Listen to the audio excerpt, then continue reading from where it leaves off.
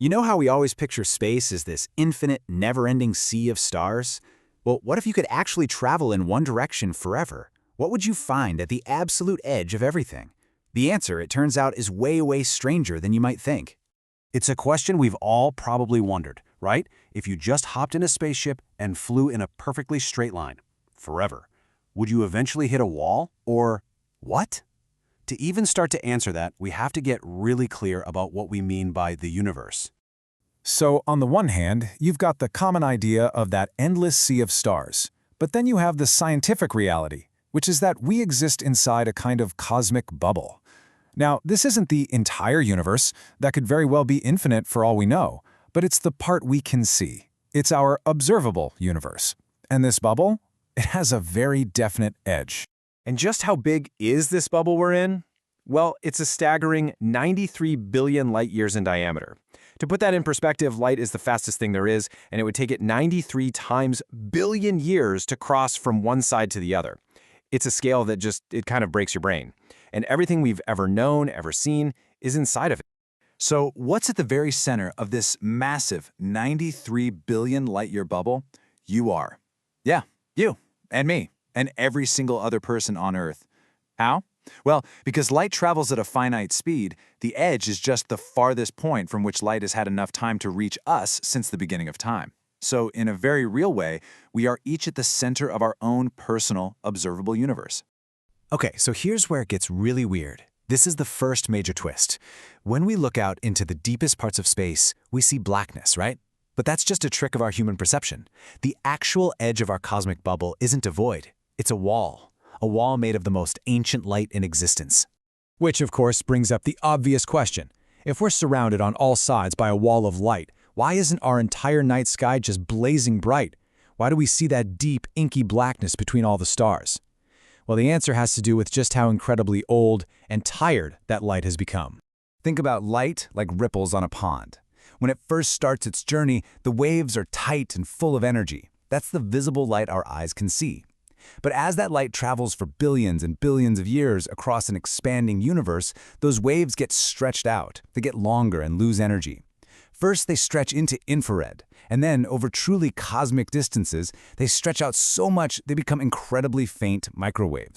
And that is what the wall of light really is. Scientists call it the cosmic microwave background, or CMB for short.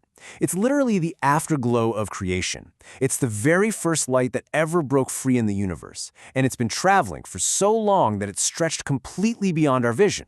But it's there. It's all around us, in every direction, all the time. So when you see this famous image of the CMB, don't think of it like a photograph. It's really a heat map. The different colors show us teeny, tiny little variations in temperature, minuscule fluctuations in that hot, dense soup of the early universe. And believe it or not, these tiny little spots were the seeds that gravity would later pull together to form the very first stars and galaxies. Okay, so by studying this ancient light, we know the age of the universe with incredible precision. As you can see, the light from this wall has been traveling for 13.8 billion years. But, and here's the problem, we also know that the source of that light is now about 46.5 billion light-years away from us. And this presents us with a massive paradox. I mean, this is the crucial question, right? The most fundamental rule in the universe is that nothing can travel through space faster than light. So how on earth did something that traveled for 13.8 billion years end up more than 3 times that distance away? The math just doesn't seem to add up. To solve this mystery, we actually have to take a little trip back in time. To get our heads around this, we've got to go back to the early 1900s. Back then, even a genius like Albert Einstein believed the universe was static, that it was just there. He even invented a thing called the cosmological constant to keep his equations from suggesting it would collapse. But then, in the 1920s, an astronomer named Edwin Hubble made a couple of discoveries that changed absolutely everything. See, at the time, everyone thought these bright, fuzzy smudges in the sky, like the one in Andromeda, were just nearby clouds of gas and dust inside our own Milky Way. But Hubble, by studying these special pulsing stars, did the math and realized Andromeda was incredibly far away. So far, in fact, that there was no way it could be part of our galaxy. It had to be a completely separate galaxy, a whole island universe of its own. But Hubble didn't stop there. He started looking at the light from these other galaxies and noticed something odd. Almost all of them were shifted towards the red end of the spectrum. This is called the Doppler effect, and you experience it all the time. It's like an ambulance siren. The pitch gets higher as it comes towards you and lower as it moves away. While for light, moving away from us stretches the light waves, making them look redder. So by measuring this redshift for lots of galaxies, Hubble uncovered something astounding. First, nearly all of them were moving away from us. Second, the farther away a galaxy was, the faster it was moving away. There was only one possible conclusion you could draw from this. The universe wasn't static at all. The very fabric of space itself was expanding. And remember Einstein's cosmological constant? That fudge factor he invented to keep the universe static? He later called it his biggest blunder. But here's the irony. It turns out he was kind of right for the wrong reason.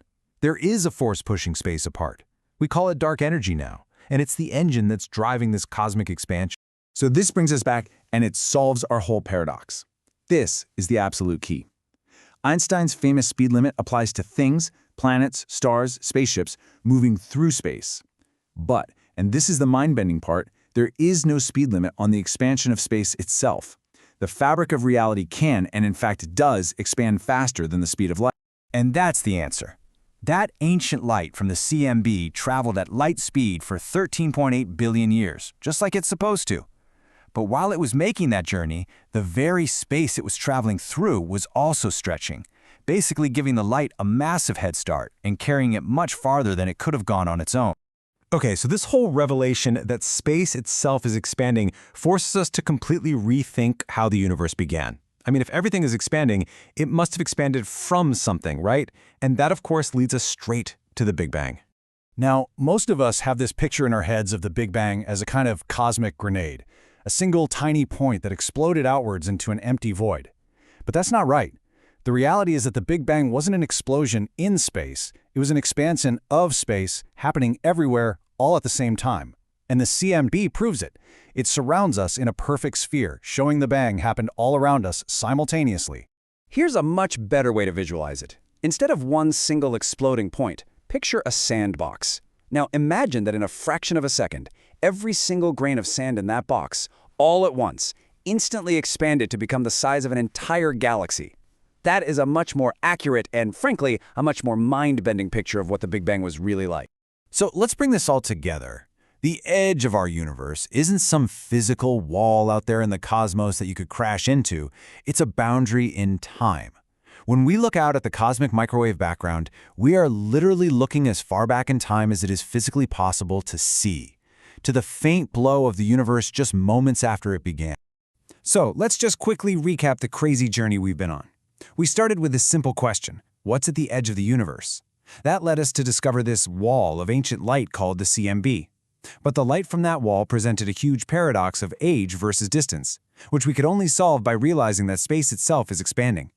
And that realization completely changed our picture of the Big Bang itself. So we've totally redefined the edge of our universe, not as a place, but as a time. We've learned that the fabric of reality is stretching out faster and faster every second, which of course leaves us with one final, absolutely mind-bending question. If the universe is expanding, what is it expanding into?